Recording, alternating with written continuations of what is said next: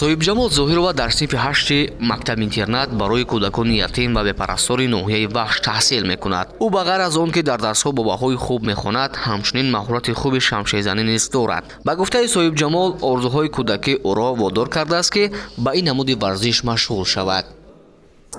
аз кӯдакӣ орзу доштам ки дар варзиши шамширзанӣ яъне фаъолият дошта бошам. орзуи ман ҳозир амалӣ шуда истодааст. яъне ман ҳозир дар мактабамон мо баъд аз дарсҳо яъне ба ин варзиш машғул мешавем. мо кӯшиш мекунем ки дар ин варзиш яъне пешрафта бошем. вақте ки мо ба толори тамрини қаҳрамони маводи худ ворид шудем, ӯро дар ҳоли тамрин бо гурӯҳи писарону духтарон дарёфтем. онҳо ҳама сарҷам ҳамроҳ бо устоди худ музугиҳои ин намуди варзиши миллиро меомӯзанд. қаҳрамони мо дар ҳоле ба шамширзанӣ майл кардаю тамрин дорад ки ин навъи варзиш дар Тоҷикистон чандон маъруфу пуртарафдор нест. мардуми кишвар низ дар бораи ин ҳунари варзишӣ кам медонанду ё умуман маълумот надоранд. соҳибҷамол низ мехоҳад ки дар ин ришта муваффақ гардида соҳиби обрӯ шаваду ба ин васила ин варзишро муаррифӣ созад. барои расидан ба ин мақсад пайваста талош мекунад. саҳар то нисфи рӯзӣ ба таълим машғул мешаваду пас аз он ба тамрини шамширзанӣ. 15 декабр яъне бо пешвои миллат ба мактаби мо омада буд. яъне ман бо он ҳамсӯҳбат шудам ва ӯ яъне ин варзиши дар бораи варзиши мо шунида хурсанд шуд ва ӯ ба ман ваъда дод ки ман ба ту тӯҳфа равон мекунам ва ӯ гуфтаи худро иҷро кард ва ба ман тӯҳфа рой кард. ҳамин тавр тӯҳфаи асосгузори суд ваҳдати миллӣ пешвои миллат президенти ҷумҳурии Тоҷикистон муҳтарам Эмомалӣ Раҳмон ба дасти соҳибҷамол расид. пас аз чанд муддат аз суҳбати сарвари давлат тӯҳфаи пешвои миллатро дар доираи хонандагону омӯзгорони мактаб-интернат ба соҳибҷамол супориданд.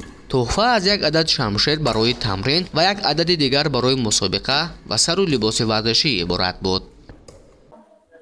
дар партави ин қадар ғамхориҳои пешвои миллат, ғамхориҳои падарона, яъне кӯшиш мекунам ки парчамбардори Тоҷикистон гардам. тои худро хубу аъло хонда, тамрини худро боз ҳам хубтар гардонам. маврид ба зикр аст ки соҳибҷамол зоҳирова яке аз ҷавонони фаъол ва варзишгари хубе дар риштаи шамширзанӣ маҳсуб ёфта, то ин дам ба як қатор дастовардҳои назаррас ноил гардидааст. ҳоло вай дар синфи 8 таҳсил дошта, баҳри рушд ва такмил додани варзиши шамширзанӣ талош дорад.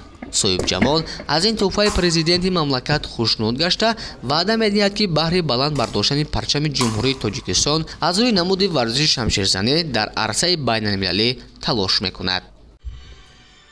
ман дар бисёр мусобиқаҳо яъне иштирок кардам ва дар мусобиқаи ҷумҳуриявӣ дар шаҳри Душанбе сазовори ҷои якум гаштам. ман шод аз он мебошам ки дар кӯдакӣ орзу мекардам ки шамширзан шавам. ҳозир бошад яъне дар сатҳи ҷумҳуриявӣ ҷои якум гирифтам. ин орзуи кӯдакӣ ман буд. ман хеле эҳсосоти баланд доштам. ӯ рӯзи 15 май дар яке аз мусобиқаҳои берун аз кишвар дар ҷумҳурии Қазоқистон иштирок мекунад ва маълуму нияташ танҳо ғалаба кардан аст. мо низ ба соҳибҷамол ва дигар варзишгароне ки мехоҳанд дар ин мусобиқаи варзишӣ иштирок кунанд барору муваффақият тавоно дорем. мо кӯшиш мекунем ки бо гурдофарид як бозие дошта бошем. дӯстони азиз, бо ҳамин тартиб соҳибҷамол дар ин толор бо ҳамроҳи дӯстон ва устоди худ тамрин мекунад. зеро мақсаду нияти қаҳрамони мо ин аст ки бояд дар мусобиқаҳои сатҳи байналмилалӣ ширкат намуда ин намуди варзишро муаррифӣ созад ва бори дигар як гурдофарид, як бонуи тоҷик парчами Тоҷикистонро баланд бардорад. онҳо имрӯз ҳамроҳи суд тамрин карда истоданд, зеро ния доранд мо ҳимай дар яке аз мусобиқаҳои берун аз кишвар дар ҷумҳурии Қазоқистон иштирок намуда вардҳои хеле ҳам хуб ба ватан бар бигардонанд ва мо низ ба соҳибҷамол ва устоди ӯ барор мехоҳем, зеро нияту мақсади ҳамаи мо ин аст ки варзиш дар Тоҷикистон рушд бикунад. набиҷони Сайдаброр, рӯзномаи Хатлон.